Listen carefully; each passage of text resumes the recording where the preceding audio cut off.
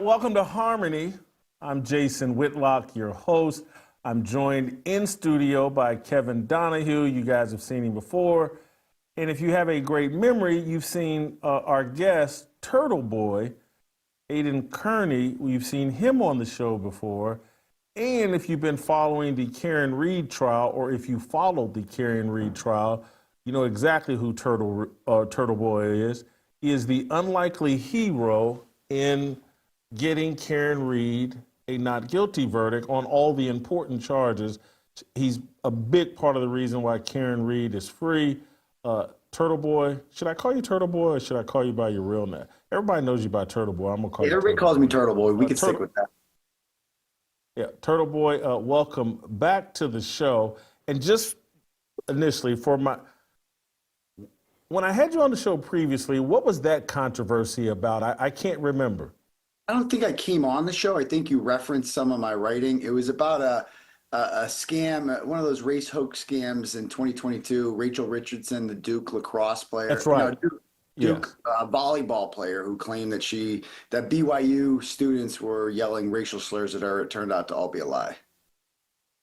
Got you. And so that's kind of where you cut your teeth as this Perry Mason-like investigator. And you go from a Duke volleyball hoax to being involved in one of the great murder mysteries of our time, which really isn't much of a mystery. Seems like the cops, his own peers, killed John O'Keefe. But anyway, take us all the way back to the beginning. How did you get involved in this case initially? And I'll ask you some follow-up questions about what you ended up sparking in that community, the financial support, the grassroots support that Karen Reed really needed. But anyway, walk us through how you got involved in this. So, I write stories for a living. I've been doing this for a little over a decade. I was a former high school teacher, and I get tips on things, and I just like to expose the truth when the truth isn't being told. Like, that's what that Duke story was a couple of years ago. And this is just another example of that. This was just another story that came across my plate in April of 2023. I remember that when it first happened, I live, locally about an hour away from Boston. And, whenever a police officer is killed, that's pretty big news, because usually there's a certain profile of a cop killer. It's always the same theme, especially in Massachusetts, where whoever killed a cop has like 125 priors, and some, activist liberal judge let them out, gave him another chance, and then they killed the cop. Like, that's always the case with a cop killer. So when I saw that John O'Keefe was murdered, first thing I did was, piques my attention. I look into it and I see that he's a woman by the name of Karen Reed, his girlfriend, is accused of killing him. And I looked at her profile. She works at, Fidelity. She didn't fit the mold, and it appeared to be an accident. Like, that's the way it was framed, that she didn't see him or something like that. And that there was Ring camera video. I mean, that was the big thing about it. They said there was a Ring camera video of it happening. So I didn't end up writing about it because I didn't really have a take on it. Like, it seemed like a horrible accident, and I felt bad for everyone. I felt bad for her. I felt bad for his family. Like, she's got to live with this. That sucks. And I honestly forgot about it. I didn't even realize she had been indicted for murder 4 months later, because the story kind of went away. No one was talking about Karen Reed, even around here. It wasn't getting much attention. And then in April of 2023, a little over a year later, I saw a blurb in the news about a Google search. Apparently, she had hired a new attorney named Alan Jackson, who had hired an investigator to analyze cell phones of people who were inside the house that night, including a woman by the name of Jennifer McCabe, who apparently had Googled how long to die in cold at 2:27 a.m., despite the fact that they were claiming that John never came in the house. And so it made no sense why she would search for 2:27, how long to die in cold. Then from there, I kind of went down the rabbit hole. I was tipped off by a former Duxbury police officer. Duxbury is a town on the South Shore. And it's a town that John got his police career started in. He was a cop there. And it was a former Duxbury police sergeant named Brian Johnson who contacted me. And he said, I knew John O'Keefe, and Brian always backs police. Like, he's always back in the blue. He's like me.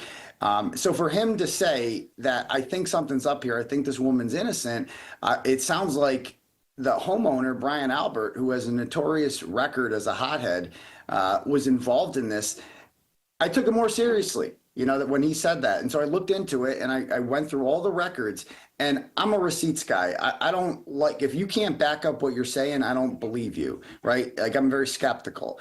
But Alan Jackson brought receipts. Like, he had all the data from Jennifer McCabe's cell phone, and he had the autopsy pictures. That was the big thing that sold me, was the autopsy photos, especially the arm. When I looked at his arm for the first time and I saw those parallel gashes on John's arm, those are dog bites, right? Those are not from a taillight. Those are not from whatever the Commonwealth claims that they're from. And the dog, coincidentally, was gone. No one knew where the dog was. They just got rid of the dog. They sold the family home that had been in their home for over 50 years for $50,000 less than asking price. They tore up the basement floor for the second time in 3 years.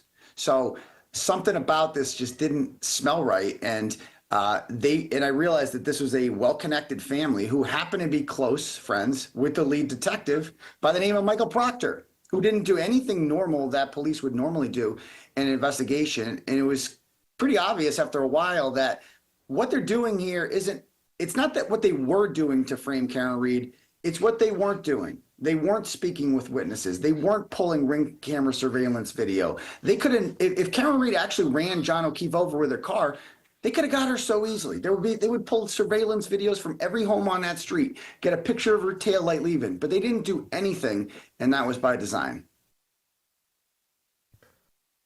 Why do you think, and it's probably obvious, why do you think they thought they could get away with it? Because it seems like there's so many holes in this case that why would seasoned police officers think, we can get away with pinning this on his tiny little drunken girlfriend when, there's so many obvious holes?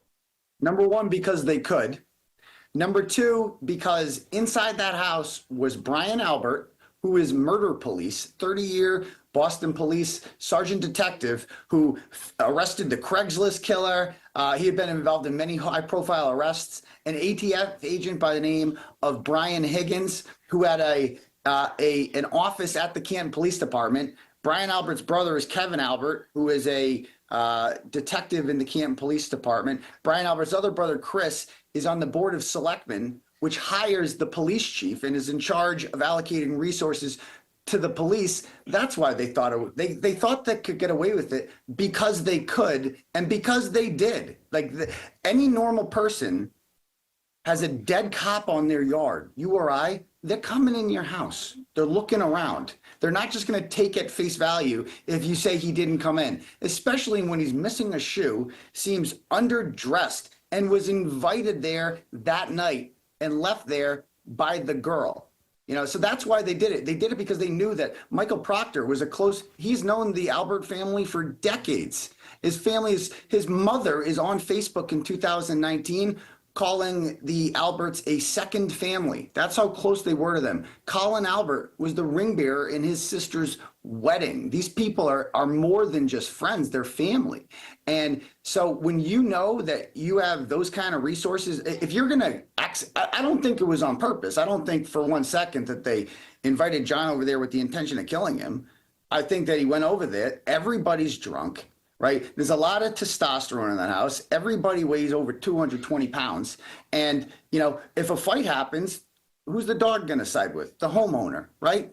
And a fight breaks out, and I think something freaky just happened. I think John fell down. 2 doctors testified that he just hit his back of his head on something, and that caused the linear gash in the back of his head.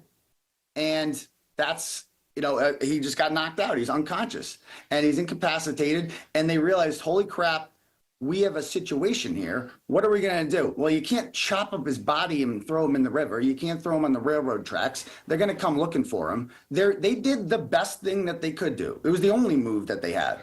And that was to, if they're trying to get away with this, is to put him on the lawn and say he never came in the house. It's the easiest defense ever. He never came in the house. Yeah, can I? Yeah. Yeah. Hey, Aidan, how's it going? Great work. I call you the Braveheart of this case. You kind of came in and fought for freedom the entire time. I've lived up in Norfolk County. I lived in Needham, Massachusetts, so familiar with the area. But I know it. with these, do you think they were trying to set up John O'Keefe and Lucky Laughlin? Lucky Laughlin was the plow driver. It seemed to me like they put his body out there in the hopes that someone would say, oh, he got hit by a car, maybe he got hit by the plow. Has that theory been tossed around at all? That is exactly what I think a lot of people think that, but not Lucky necessarily, but just, making it look like a tragic accident, I think was the goal. And I think the plow would be the most obvious. So let's just throw him right there, and it'll make it look like he was stumbling drunk, walking around. Maybe maybe the plow didn't see him and accidentally hit him, and then nobody goes to jail. I don't think they wanted Karen Reed to go to jail. I think they would probably sleep. I think they're going to sleep better at night knowing that an innocent person isn't in jail, quite frankly. I just think they were protecting themselves. And quite frankly, they got lucky when, no pun intended, they got lucky when Karen Reed broke her taillight backing out of John O'Keefe's driveway when she went out looking for him at 5:07. Because now you're like, oh, wait, we got a cracked taillight here? We got a drunk driver? And we got a hysterical woman on our hands? Like, that kind of fell into their lap. They hit the jackpot when Karen Reed backed into John's Chevy Traverse. Yeah, and they also talk about the destruction of the phones because everyone in that house, the law enforcement, destroyed their phones. So it wasn't just, the cover-up was thorough. Like these were good cops that understood how to cover up a crime. Yeah. Or maybe not good cops. They were cops that understood. Right. If you want to get away with a murder, Brian Albert's the exact guy you want in your corner. That guy investigates murders. He knows exactly what police are going to look for at what time. That's why Brian Higgins is seen on video, and Brian Higgins as well, at the Canton Police Department doing God knows what, moving a duffel bag from one car into another, walking around the police department. What's he doing in there? We don't know because he was never investigated. At 1:30 a.m. Yeah, at 1:30 a.m., drunk. What's he doing in there? We'll never know because Michael Proctor never treated him as a suspect. And that's the whole point here, is that Karen Reed was immediately identified as within minutes as it was her. It was no one else. We're not going to talk to anyone else. We're not going to investigate anyone else. We're not going to look in the house. And those guys knew exactly how an investigation works and exactly what they're going to look for. And, they were smart about it. And they got away with it until I got involved. Quite frankly, like nobody was talking about this story. And then I put a gigantic spotlight on it and things started going south for them. Hold for 1 second, though, because I do want to get there. But couldn't the argument be made that they did get away with it? They did. They framed this woman. She's not going to prison. And maybe that was part of their calculation, that the case will be so weak, she'll get a not guilty deal. And now there seems to be a commitment to, like, we're not going to solve this case. Maybe their plan has worked to perfection. It has, Jason. You're absolutely right about that. And that's what I tell people. They're like, how could they think they could get away with it? Because they did. They're not in jail, right? Like they're not in handcuffs. A Boston police officer is dead on their property and no one's going to jail for it. They won. If the worst thing that happens to them is that their reputation gets damaged and people think that they did this, they'll take that. That's a good consolation prize out of this. So yeah, I agree with you completely. They have gotten away with this. Well, and all of them except for Proctor got to retire, so they keep their pension. Everyone is A-OK now. Proctor gets fired. He was the state trooper that was the lead investigator. And did you see his interview on 2020? Yeah, poor Michael Proctor. Poor Michael Proctor put on some pounds there, and he's a real victim in all this. I mean, he's just trying to rehabilitate his image, which is, I don't know, he needs a PR guy. Because after those text messages just came out at trial, he'll never rehabilitate himself. Quick question, Aidan. The dream team attorneys that she had, how did that come together? I mean, did she hire Alan Jackson? Did Alan Jackson come to her? I think it was Yannetti was the original attorney. Is that correct? And then somehow she ended up with this dream team attorneys, dream team paralegals. How did that all come together? So it started with David Yannetti. She needed an attorney. David Yannetti's a high-profile Boston attorney. He was a former prosecutor who prosecuted the people who killed Jeffrey Curley, this 10-year-old boy, about 30 years ago. So he's a well-known entity in Boston. And after a while, she realized when she started going down the rabbit hole, within a couple days, they were visited by a guy named Steve Scanlon, who told them he used to work with Brian Albert and he's connected to all these people. He's like, I just want to let you know that I know your client's innocent because he went in the house and he got beaten up by Brian Albert, the nephew, he didn't know the name, and an ATF agent, but he knew a nephew and the ATF agent were in there. Well, Brian Albert's got a nephew named Colin Albert was there, right? Brian Higgins is an ATF agent. Somehow this guy, Steve Scanlon, knew that those people were inside the house, and he kind of chickened out. I mean, he's a coward, Steve Scanlon. He chickened out. He wouldn't sign an affidavit. He wanted to be a snitch without getting too involved, but he did lead them down the right path. From that moment on, Karen, because nothing was adding up to Karen. She didn't remember hitting John. She's like, how could this have happened? Like, what the hell happened? Could I have done this? Like, what happened? Nobody would ever thought that these people beating up inside the house. So from there, they began to really dig into the conspiracy theory, and she began realizing how connected Proctor was to all these people. And she realized that David couldn't do this alone. This was not a one-person job. She was sitting on something big, and she needed help. And so she contacted some people at Harvard Law School and she said, I need a cell phone detective. Somebody can analyze good with that. And they kind of directed her to Alan Jackson. Alan Jackson defended Kevin Spacey in Massachusetts a couple years ago. And we know Kevin Spacey's like a pervert, but there was one incident in Nantucket when he was actually falsely accused. And this 18-year-old kid there was messing with him. Like he was texting his buddies, Kevin Spacey's here. Should I mess with him? Should I do this? He was straight. And he accused Kevin Spacey of, sexually harassing him or groping him or something like that. But his text messages show that he was leading Kevin Spacey on purpose just to mess with him. And Alan Jackson got a hold of these messages because he deleted them all.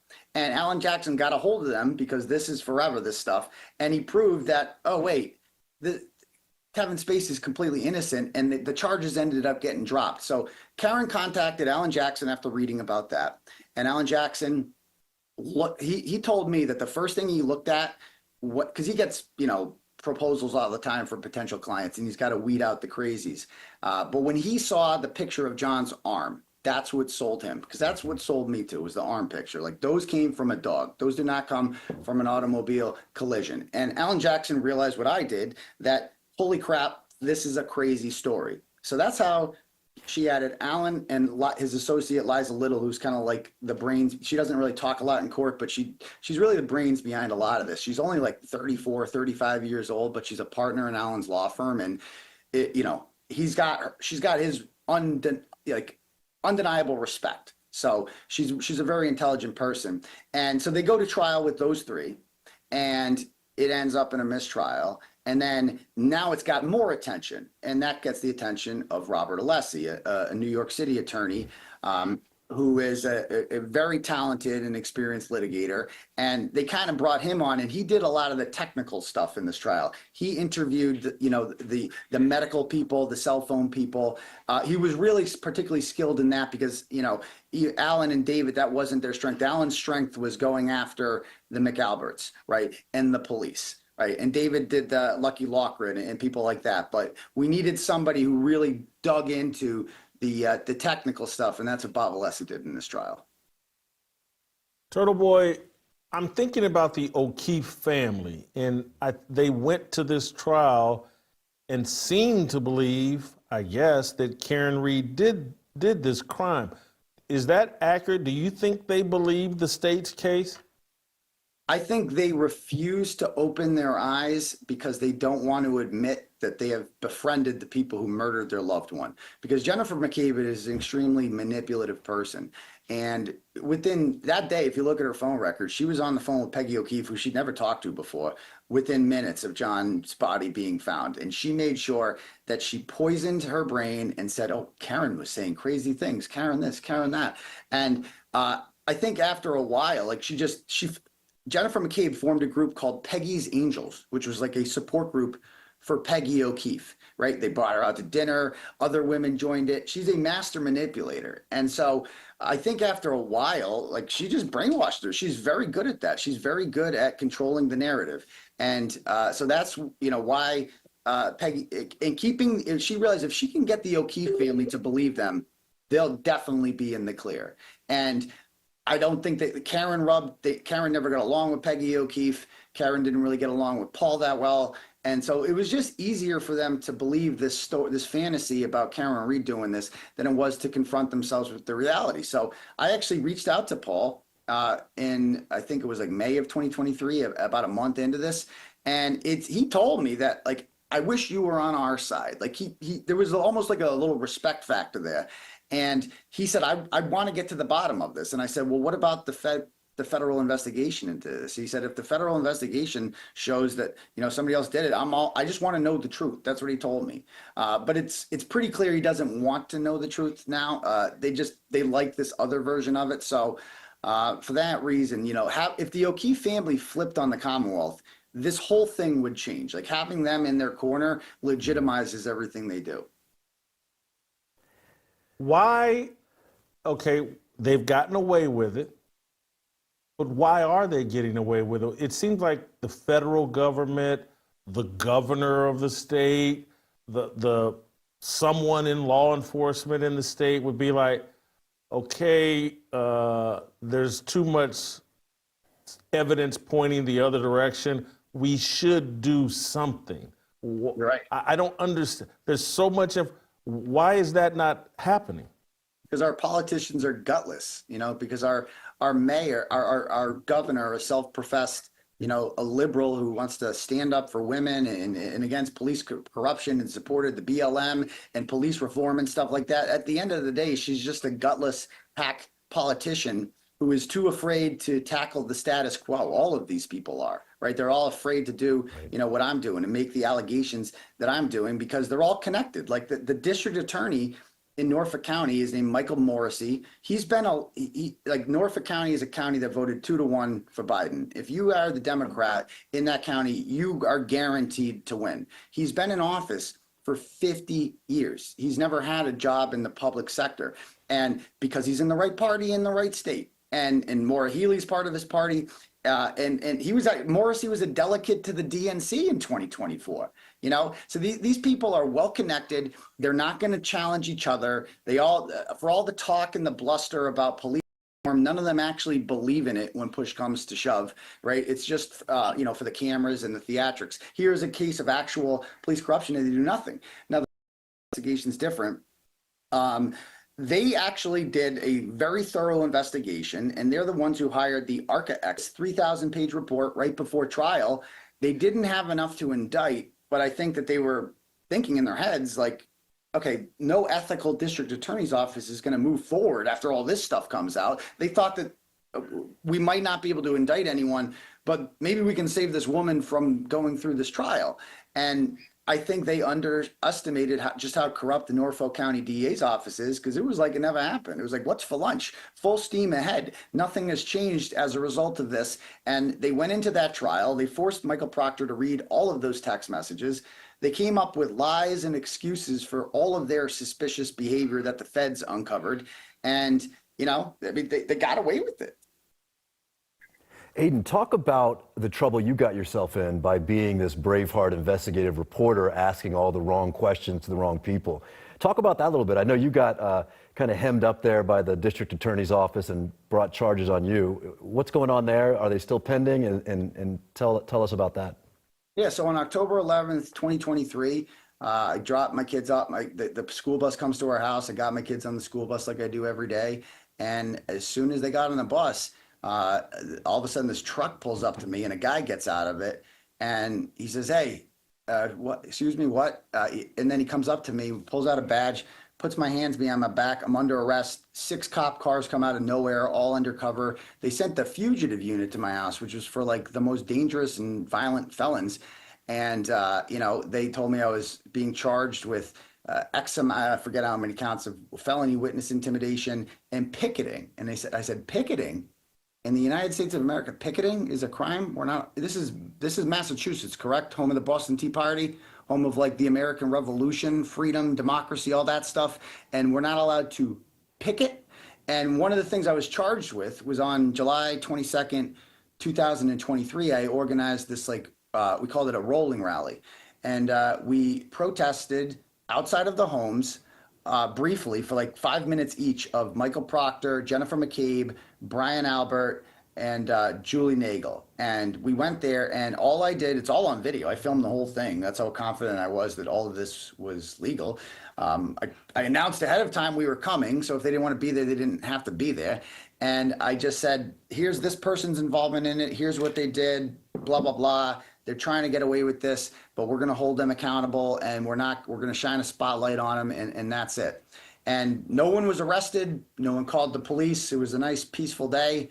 And then 3 months later, they've decided that this is felony witness intimidation and picketing. And each charge comes, I was indicted a couple months later, and each charge comes with a 10-year prison sentence. I'm literally facing more time in jail than Karen Reed ever was. And just for exercising my First Amendment rights, in investigating these people, asking them questions. Because in Massachusetts, it's interesting.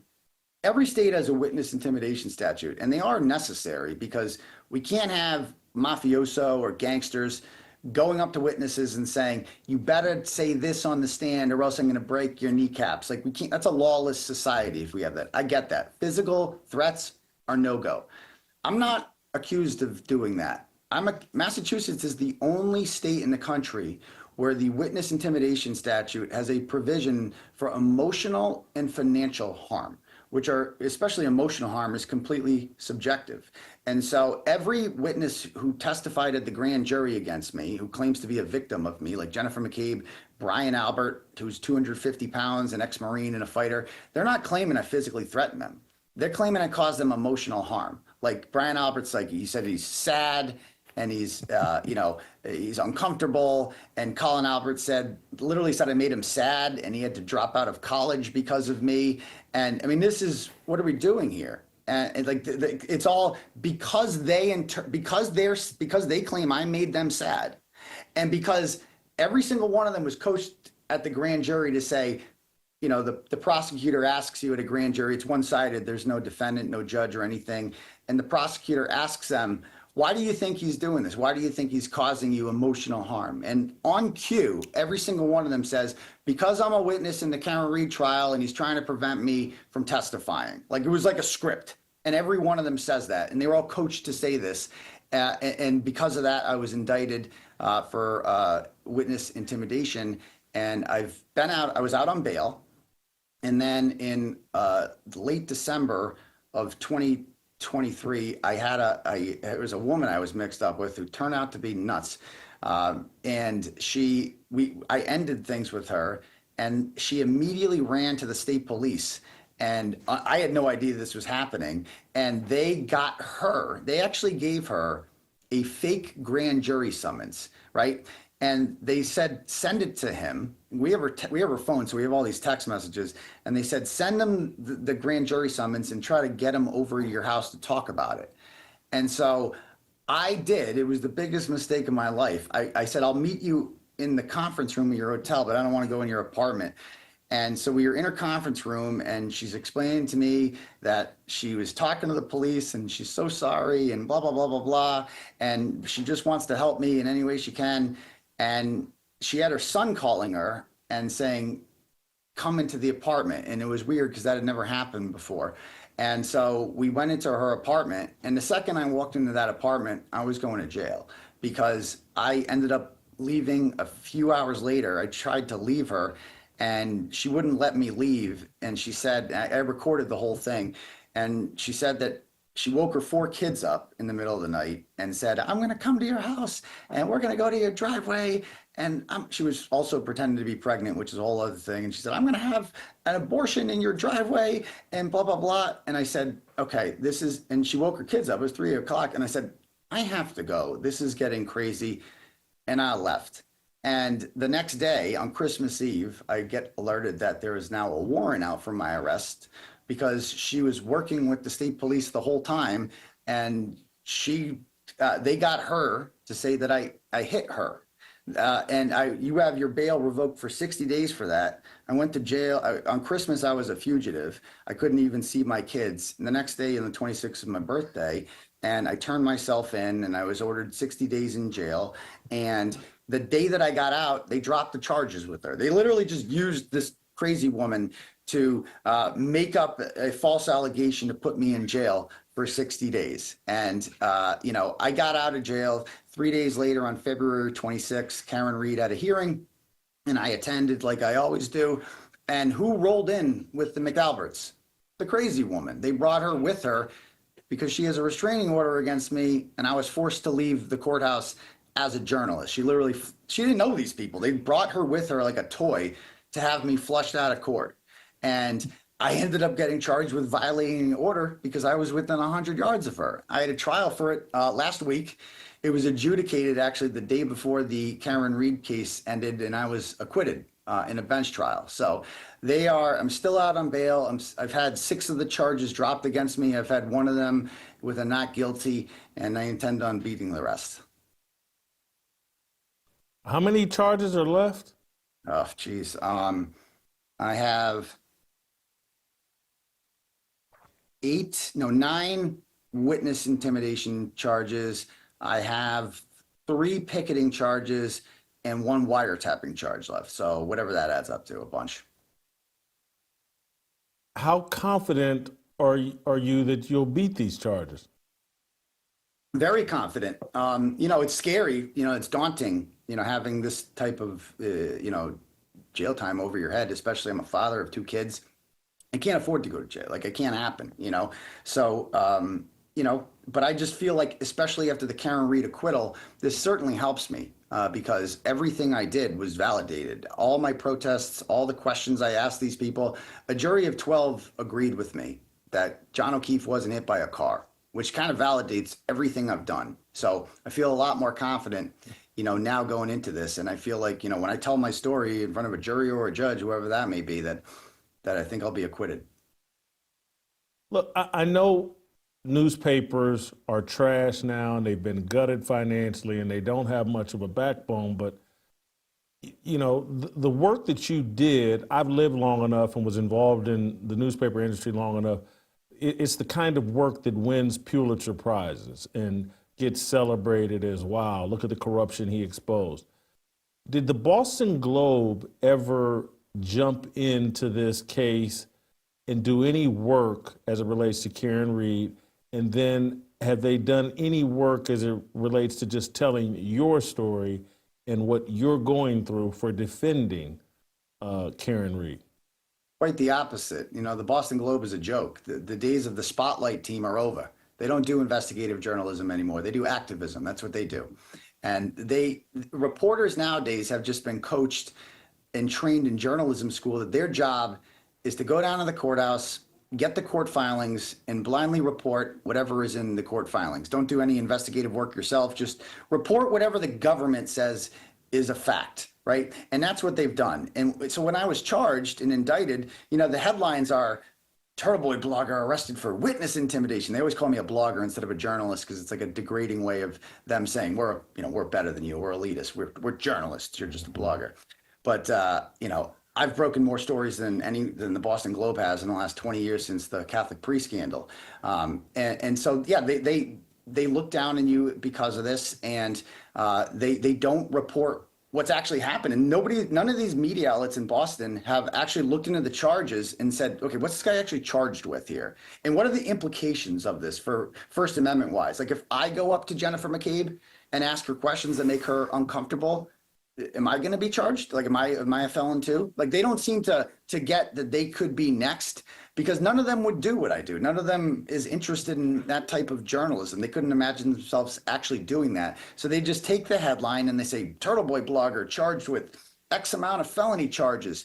And he's bad. And I think a big reason why they wanted to charge me was to smear Karen Reed.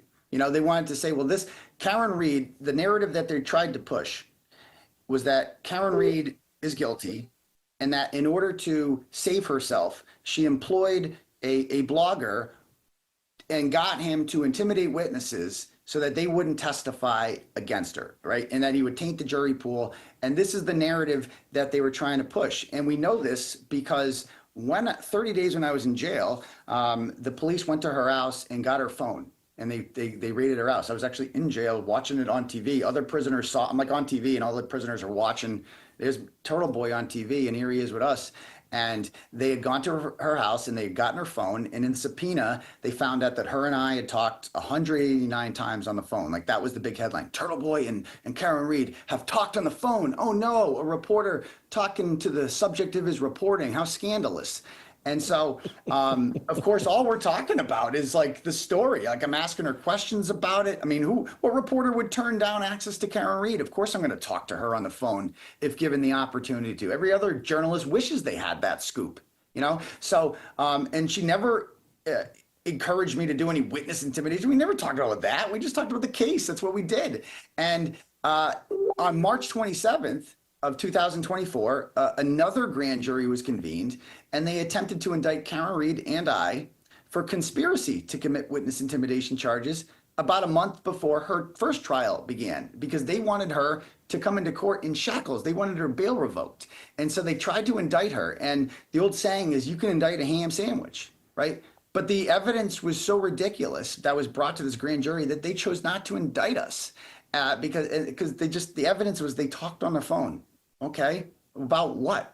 Like, what evidence do you have that any conspiracy to commit witness intimidation happened? And Hank Brennan tried mightily in this last trial to bring me into it. He put me on the witness list. I was on the witness list, and normally I'd be happy to get up there and tell Hank how I really feel about this. Like I would have been the worst witness ever for Hank, because I would have got up there and said they did it, McAlberts did it, like Karen Reed's innocent. That's why I did what I did.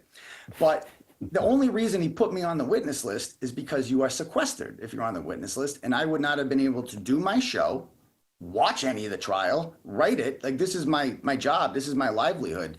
And that's why he wanted to do that. So our kind of only way out from this was plead the fifth. Like I have a Fifth Amendment right. I'm facing charges, so you can't bring me up there if I don't want to do it. So, you know, I would have been happy to answer any questions, but I knew it was just a dirty trick that was supposed to keep me from, you know, writing about this and watching the trial, because he knows that a lot of people are going to watch. Last night of my show, I've had over, I think, 150,000 people on there. You know, that's two Gillette stadiums that we could fill, and that's a lot of influence, and that's what they don't want me doing. Well, and that's what this case has done. Like O.J. Simpson spawned and birthed careers in media and law media. This is done. I mean, there's folks like Uncivil Law, Melanie Little, The Lawyer You Know. There's entire YouTube channels now that are getting tens of thousands, 50 of thousands of views from all over the world. And so I think, you know, Aidan is the guy who started this thing, kicked us off, but now you have tons of citizen journalists that are really after the truth. And that's been the most interesting thing for me. I have a degree in criminal justice, studied constitutional law, and watching the corruption and the lies, it just hurt so bad. And it's so great to see people coming up with the truth and being courageous. And that is what's overwhelming me right now. It's like, hey, I knew things had fallen apart here. I knew things are corrupt, but this guy did 60 days in jail for asking questions. Yes. And I'm a journalist who's built a career off of asking questions and making rich people very uncomfortable. Yes. And this dude just did, when we talk about fascism, It's offensive. Anyone who's a constitutionalist who believes in the United States of America, this entire process, this entire trial has been offensive.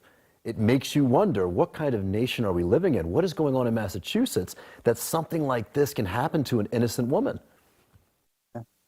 And it's like, you know, what happened with Karen Reed is a farce, and it's horrible. But honestly, what's happening with me, it has bigger implications because it affects all of us. Karen Reed's just, you know, one person falsely accused of murder. If I don't have First Amendment rights, if they could put me in jail for exercising my First Amendment rights, they can do it to anyone. You know, if I had done what I did in any other state, Florida, Connecticut, Pennsylvania, wherever, pick a state, I would not be facing these charges. It's just Massachusetts, the cradle of liberty and the American Revolution, that has this obscure provision about emotional harm to witnesses that they are weaponizing. I mean, imagine being Michael Proctor. I mean, he was one of the people I was indicted for, and Yuri Buchanan. And they both told the grand jury that they're scared of me. Like Turtleboy, they have guns and badges. They're scared of me. It's absurd because I went to their houses and I protested outside their houses for 5 minutes.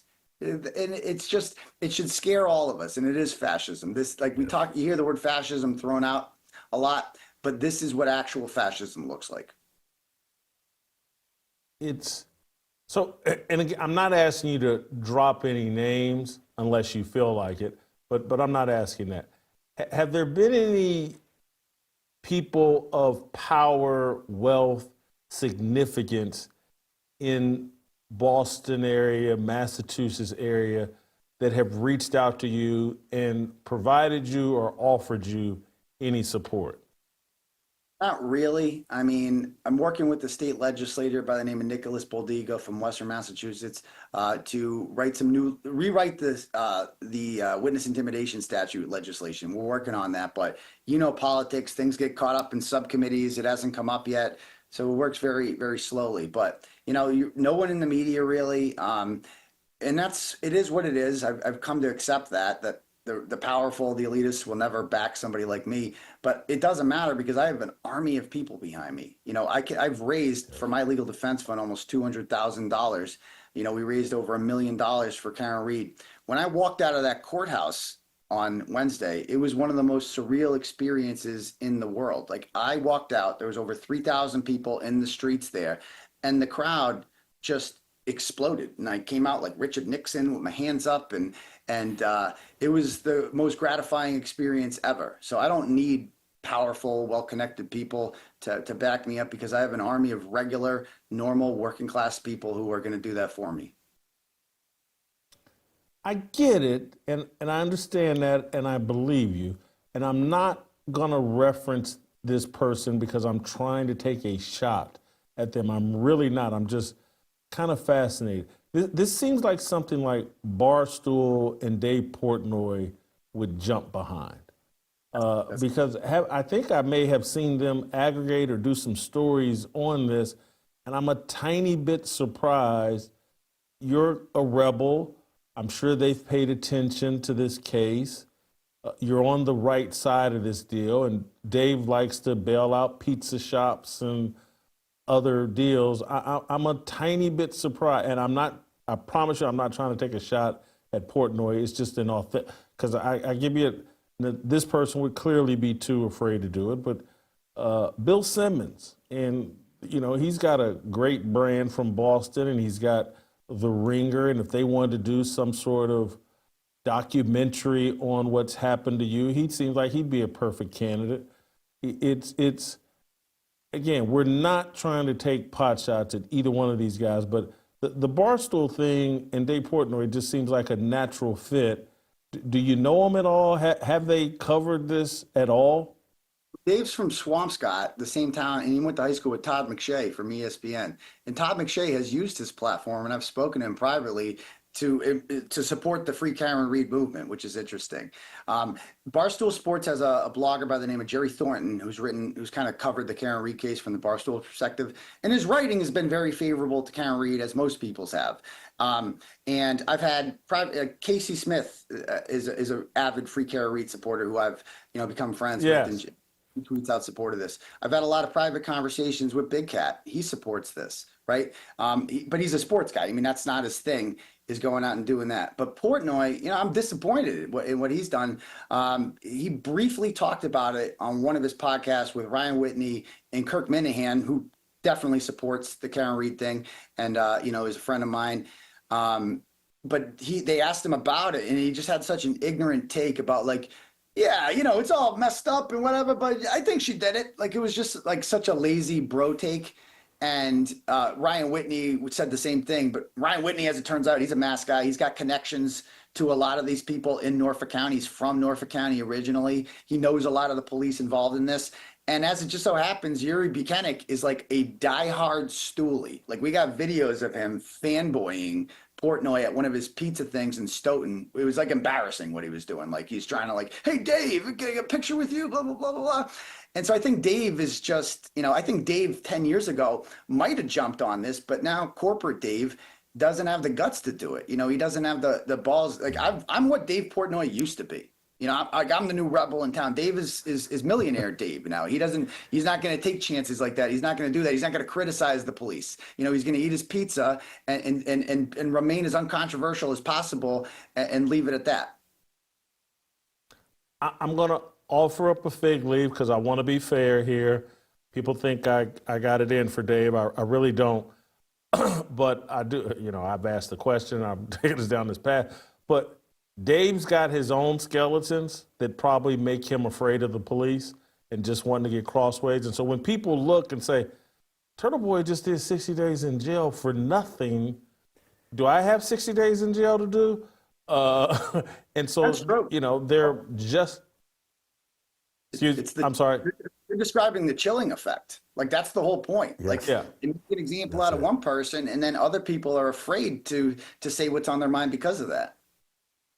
And who has millions of dollars to defend themselves? I mean, Karen Reed's lucky. I think they were expecting her to plea, just take her medicine and go to jail for a few days, whatever it might have been, and make it go away. But she didn't. She took a courageous stand, and it cost her millions. I think even, and Turtleboy, correct me if I'm wrong, were her attorneys pro bono towards the end there? I mean, I think they were a volunteer. Yeah, she couldn't even afford it. Even raising $1 million, or even if is $200,000 enough for you? Is it something you want to dedicate your life to, trying to keep your freedom, or just zip it? And that's what I think the chilling effect is the right language here for this. Who's got that kind of money? Well, you're right. She's lucky. She's lucky that this apparatus formed behind her that enabled her to have these attorneys, but not just have the attorneys, the experts. Karen Reed is free right now because she can afford to pay those ARCA experts, fly them in for voir dires, put them in hotels. Dr. La Posada, same thing. Those are the people that freed her with their testimony, and she couldn't afford to have them if she didn't raise money. How about Netflix? Or I've heard you tweet out something about there's going to be a movie made. This seems like Making a Murderer 3. It seems like it would be an incredible documentary for somebody. Is yourself or Karen Reed going to be able to participate in some documentary that helps you guys perhaps make some additional money so you can rehabilitate your lives? Well, Karen Reed has already done a documentary that came out in ID Discovery, and millions of people saw it. And she signed a contract with them, and she's kind of stuck with them for now. So she's not free to do any other docs. I have signed a document, and the documentary kind of backfired because the documentarian kind of screwed her over, and was upset about the mistrial and kind of turned it into a bit of a hit piece on her. Whereas my documentarian, Jeff Caligari from Compelling Pictures, he's made it clear. This is not going to be some both sides are equal documentary. This is a Karen Reed is innocent and Turtleboy is the protagonist documentary. And so I love Jeff. He's my guy. I fully trust him. And the doc should be about 4 to 6 months. There's another competing doc that has a contract with Netflix, but they only have access. The only people they have access to are the McAlberts. They don't have access to anyone else. They don't have access to Karen's team, Karen's lawyers, me. They've tried to interview me. I refuse. So they were actually outside of Karen's hotel the other day, just hoping to get some footage of her coming in. That's how desperate they are. But they got the Netflix deal, and Netflix is like the premier streaming service. We're going to be on a different streaming service yet. I'm not allowed to say what that is. But after the doc comes out, we're using the doc to kind of build up the movie. A Hollywood movie has been greenlit for that. They're in talks with hot big name producers, big name actors, and we're really looking forward to seeing how this plays out. Aidan, will anyone flip within that sort of tight circle? Will anyone pierce that thin blue line at any point? And if so, what do you think it would take to get to the truth?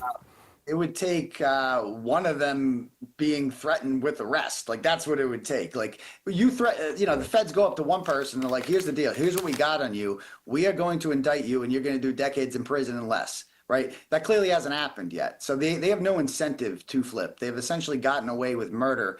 So there is no incentive right now for any of them to come clean. Like, some people say, why isn't Proctor flipped? He lost his job.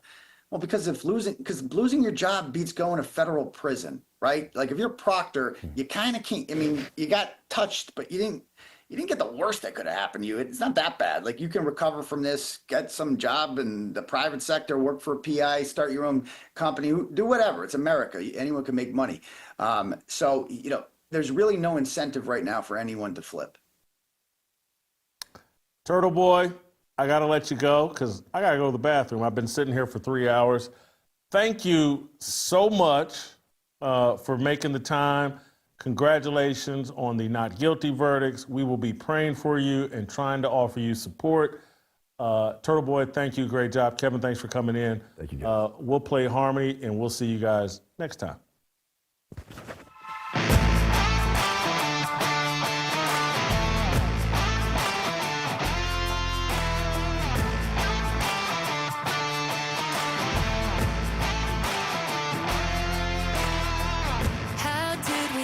Up so divided, stop fighting and stand tall. We used to be a nation, one united. Now we're headed for downfall.